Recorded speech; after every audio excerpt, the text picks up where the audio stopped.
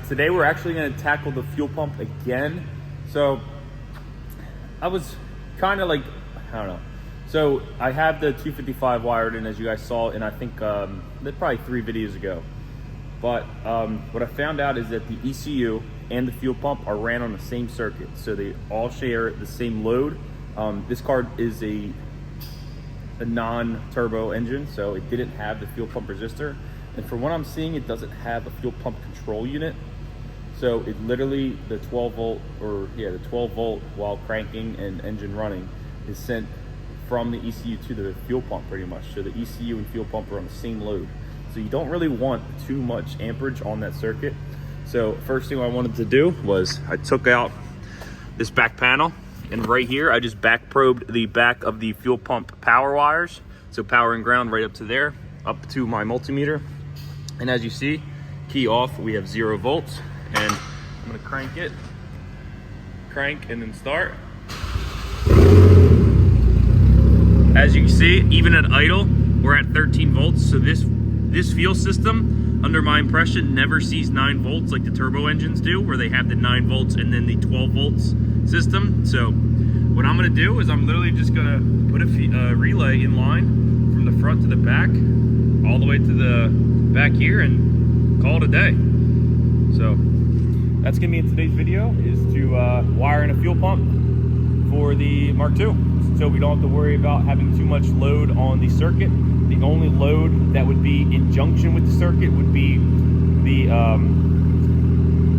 load just activating, energizing the coil for the relay. So that's not even, has like half an amp, so only when it's activated too. So this should be super simple, and then it would work like stock. So your fuel pump would not have voltage when the key's off, or when the key's on even. So key on, engine off, you still don't have voltage.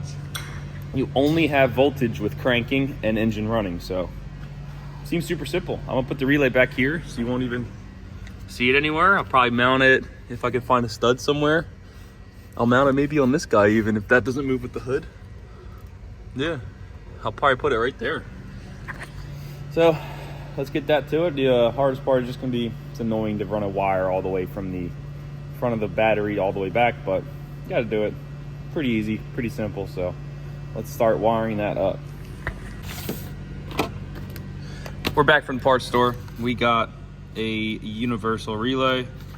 I'm guessing that's the part number right there. Just a universal relay. I had this connector already from, I don't know, there's like a random time where I bought a lot of relays. Lost the relays, but I still have the connector. And then we got just an inline fuse holder. I'm guessing that's the part number also. I got these both from Advanced Auto Parts. So you can get this stuff from Advanced Auto Parts. And then just grab yourself some wire. I bought this wire way back on the E36 videos. So if you go back to E36 videos, this is where all that wire came from. Had a lot left because I did a whole body harness on that car. So you can go on Amazon and buy these 14 gauge wires pretty cheap. So I think it was like $100 for like 10 colors and 100 feet each. So you got plenty of wire to play with. So now the first thing we're gonna do is we're going to get an eyelet on this. We're gonna grab a power wire, 14 gauge, and wire it, and pretty much get a wire.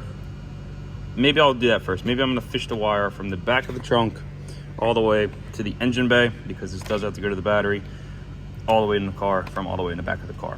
So I'm gonna decide left side or right side. I'm not sure yet, but I'm gonna make that decision right now.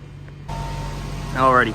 So you can see down there, right at the AC drain line, so you see the red wire going to that thick black hose. That's actually the drain for the AC. So I kind of took the grommet off, poked the wire through, fed it through into the car, and then the wire comes out underneath the car right there. So now I'm going to run it through the, I'm gonna try to see if I can run it with the rest of the wires are right underneath these trim panels. And then hopefully I can just take the seat off. Once I take the seat off, there should be a couple grommets behind here to go into the trunk. Should be. Yep. So should poke through right there where the rest of those wires are. I'll run it on top, maybe. Yeah, I'll probably run it. I don't know. We'll see. We'll see where I'll run it. Either on top or on the bottom. and wire it over there, and then we will be done. So let me get to that. I'll show you some of the process where the wire is running, but let's get to it. So now we're going to start with the electrical part. So let's disconnect the battery.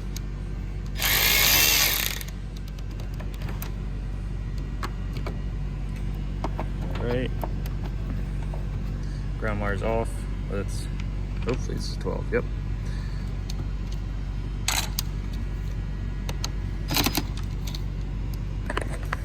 Let me just take that nut off.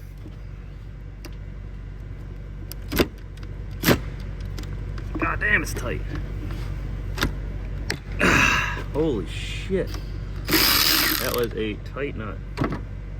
So, took this top nut off. So now we're just going to add, we're gonna add this guy, so let me do that. So the wire is on now. This should go back on. Okay. So we should be able to like tuck this a little bit out of the way. Yeah, like right there, so you can't really see it. You'll just see the little fuse chilling, but now we're going to run the wire to the back. I'm going to insulate it because if you pull these panels off right here, these guys just pull up and you'll be able to run the wire in the same channel that this corrugated one is. So see that corrugated guy? I'm just going to run it right along that and all the way to the back. So let me start fishing that through and we'll get back to you. We have the wire going underneath this panel. As you guys saw, I just put everything back in, so it's nice and sleek. I did put the insulation right around this area because there's a lot of potential metal that it could be not rubbing against, but close to. So I just wanted to get a little protection over there. I taped it all nice, so it's in line with another harness. So then it comes out here, and then I'm gonna wire it over here because that's where my relay is gonna be, in this kind of corner. But first I want to get the engine bay sorted so then I could just finish up back there. So let's get this wire ran to the fuse. I want to insulate that too so you don't see a fucking red wire hanging out. So I'm going to finish that up real quick off camera and we'll get back to you. We have off camera, I finished up the wiring, but I left everything exposed so you guys can see how I personally wired everything up. So as that wire we have coming from the battery, it's right there. I've loomed it all through there. I'm gonna tie this up. I just wanted to leave it loose so all you guys can see. Wire's coming in. We got it to the red wire, which is your 30 circuit. And then blue wire goes to the fuel pump. So this connector right here, I just disconnected it, cut the wire in half. So I cut it right here. It was from here to here. I cut it.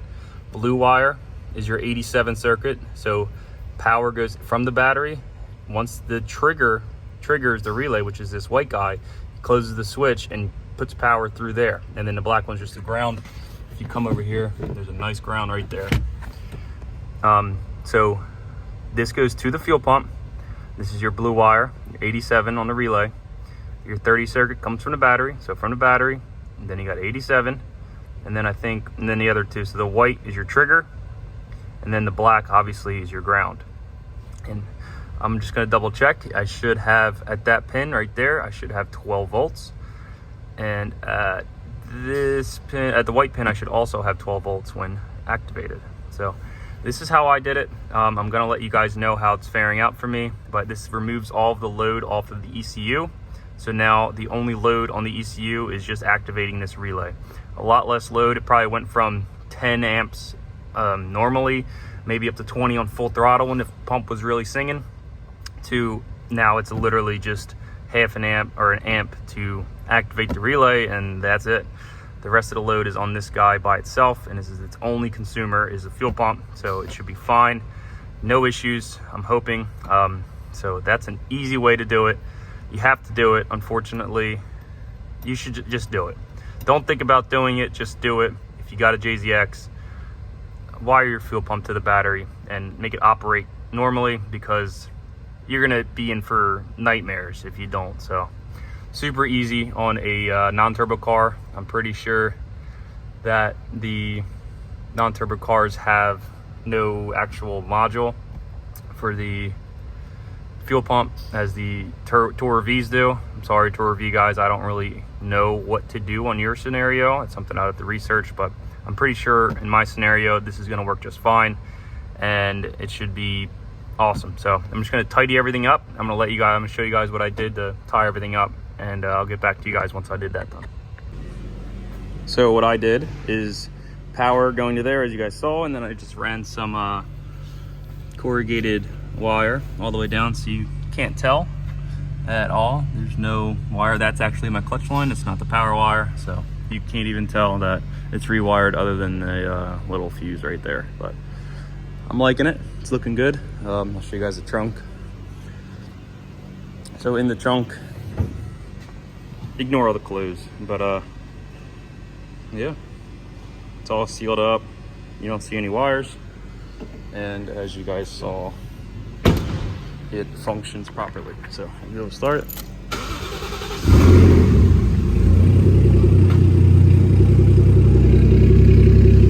And it runs.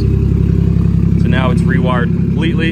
It's got a separate power, so it doesn't share the same power with ECU. So we should be good to go. Super hype on it. Super easy, guys. If you guys want to wire your own fuel pump relay like I did, here's a little video for it. I didn't really see any videos on the JZX, like a little comprehensive one. I like the way I did it because other people go in there. But if you do it in the trunk, you can put the relay in the trunk and everything in the trunk, and you don't see anything. Like I said, I will let you guys know. I'll be driving it to make sure it's good and it doesn't leave me stranded. But I'll let you guys know how I fare. And